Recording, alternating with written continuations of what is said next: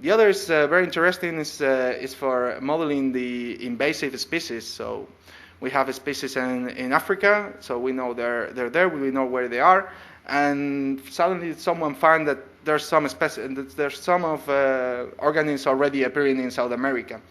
So what you want to know is how this new species is going to evolve in South America, because it's going to have interactions with other species, and you want to be prepared. So if you get a species that is going to I don't know, ruin your crop or something like this, you have to do barriers and things like that. So this modeling also gives you a tool for understanding how the species is going to evolve over the time in these scenarios. So what is this good for? I mean, in general, knowing biodiversity. Well, there's a lot of things, like it's written here as a typical list of why primary data and biodiversity information in general is very good.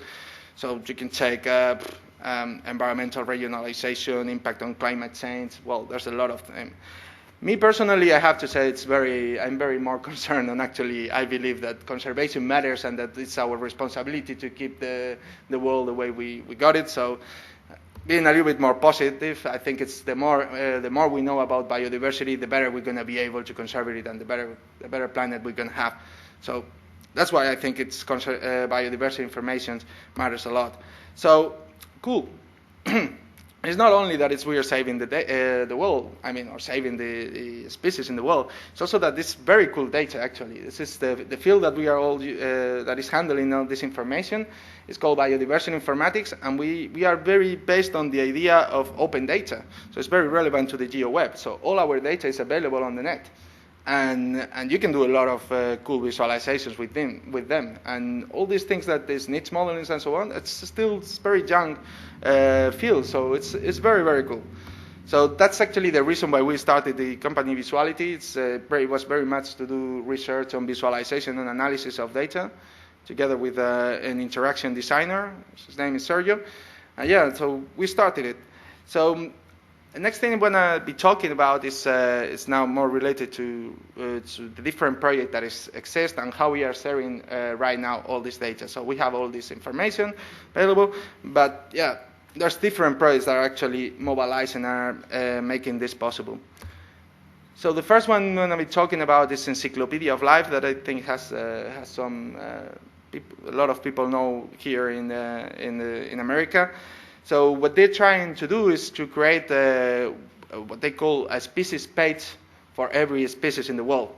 So potentially, up to date, they could be creating 1.8 million species, but it could be that they have to finish with 50 million if we start getting a lot of more information. So they're very similar to what you would think of Wikipedia, but they're trying to do it in a little bit more formal way. So there's a common format for every species description. So all the data can be programmatically accessed.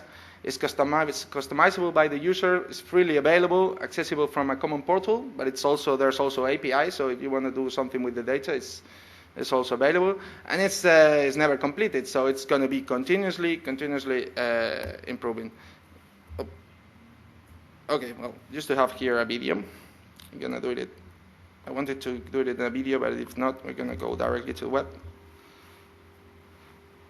So that's the website, the Encyclopedia of Life. So what you get here is some feature species that you can explore, or, well, there's also like the typical things. But let's go and search for something like puma concolor.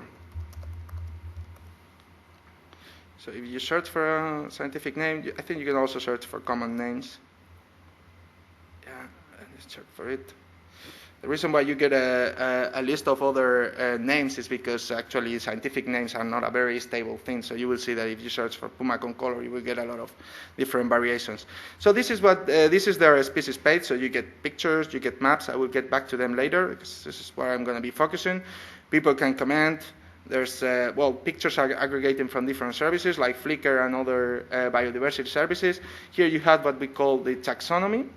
So where the puma concolor, the species belongs to, with genus, family, etc. Here you can see the different types of information that they are aggregating from different partners. So they have the morphology, reproduction, etc. No? So they're trying to make it available to all kind of users. So they have this idea of this bar where you can actually say, well, I want very authoritative information. So if I'm a researcher, I probably want to get a stick to what researchers are saying about this species, and I don't want to get flicker pictures and things like that. So you can control the level of detail and the kind of the authoritative of the data that you are visualizing. That's very, very relevant to the project. So that's for Encyclopedia of Life. I'm gonna get it a little bit into the map. I'm gonna get later. So yeah, so here you can see where the puma concolor is. Okay. So the next project I want to talk about that is related to, is very relevant to this conference, is the Global Biodiversity Information Facility.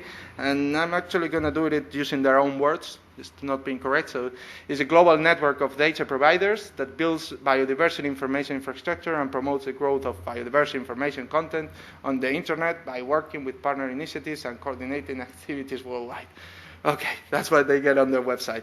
So what this means is that all these collections, like the Natural History Museum, the museum in Paris, or here in the States, here in Canada and in the States, well, they have all these collections, and probably they have databases. So the Global Biodiversity Information Facility is providing a common infrastructure, providing tools, and well, providing software and providing training so that they can connect their databases to the internet and can be accessed.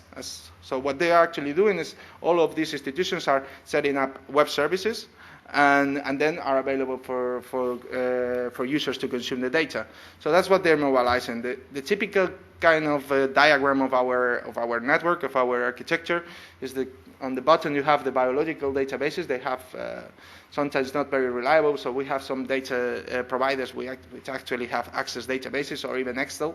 So we have very different kind of data providers, from an Excel to Oracle and very big institutions. So all this potentially you want to connect them to the network. And then the idea is that we don't want to provide one single portal. There's not going to be one portal where you're going to consume the data. So it just becomes available as part of the Geoweb, if you want to think about it. So we provide services, and then on top of it there will be other people creating portals very specific for domains and so on. Here I'm going to demo I got a video about the GBIF portal. That's GBIF itself creates a portal as a demonstration of the kind of things that you can do with the data. So this is the GBIF website, the kind of the communication, and this is the data portal. So here you can go and search again for puma concolor. And what this is actually doing is, well, using a case that it has, it's also connecting the different providers on the network and getting the information and aggregating it for you. So the idea is to have a distributed network.